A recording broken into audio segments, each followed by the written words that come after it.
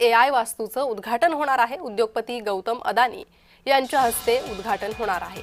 समारंभाला पवार कुटुंब एकाच मंचावर येणार आहे। देशातील पहिल्या सेंटरचा शुभारंभ बारामतीत होतोय।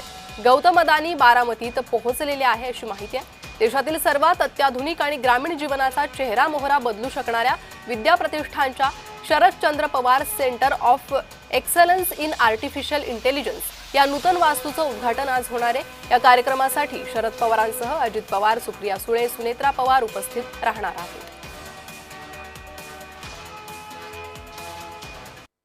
आज बारामतीमध्ये विद्या प्रतिष्ठान यांच्या वतीने कृत्रिम बुद्धिमत्ता केंद्राच्या नूतन वास्तूचे उद्घाटन होणार आहे।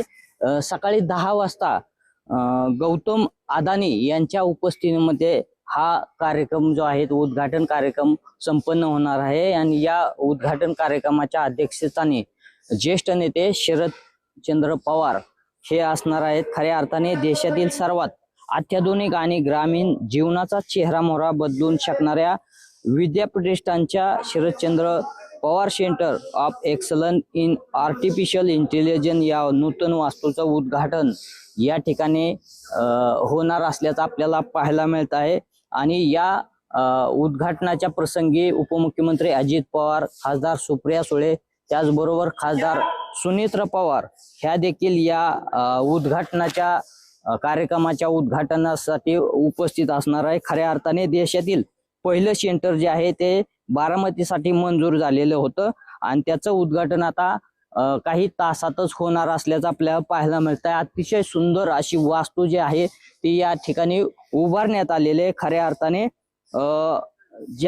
या ठिकाणी या ग्रामीण भागामध्ये अशी सुंदर वास्तू होत असल्यामुळे येथील विद्यार्थ्यांना जे आहे त्यांच्या बुद्धिमत्तेमध्ये नक्कीच वाढ होणार आहे। त्यांना सगळी माहिती जी आहे ते या माध्यमातून मिळणार असल्याचं आपल्याला पाहायला मिळत आहे। नवनाथ बोरकर, जय महाराष्ट्र न्यूज, बारामती। बारामतीत विद्या प्रतिष्ठानच्या वतीने आर्टिफिशियल इंटेलिजन्स नूतन वास्तूचे उद्घाटन जे आहे ते आता थोड्याच वेळामध्ये अदानी ग्रुपचे संस्थापक अध्यक्ष जे आहे ते गौतम अदानी यांच्या उपस्थितीमध्ये पार पडणार आहे। आणि तो कार्यक्रम झाल्यानंतर या गदिमा सभागृहामध्ये मार्गदर्शन होणार आहे। आणि या ठिकाणी आसन व्यवस्था जी आहे ते आपल्याला पाहायला मिळत आहे। या ठिकाणी मुख्य स्थानी जे आहे ते शरद पवार असणार आहेत आणि त्यांच्या बाजूला जे आहे ते अदानी ग्रुपच्या प्रीती अदानी असतील। त्याचबरोबर डाव्या साईडला गौतम अदानी यांची आसन व्यवस्था करण्यात आली आहे आणि त्यांच्या शेजारी उपमुख्यमंत्री अजित पवार यांची आसन व्यवस्था करण्यात आलेली आहे।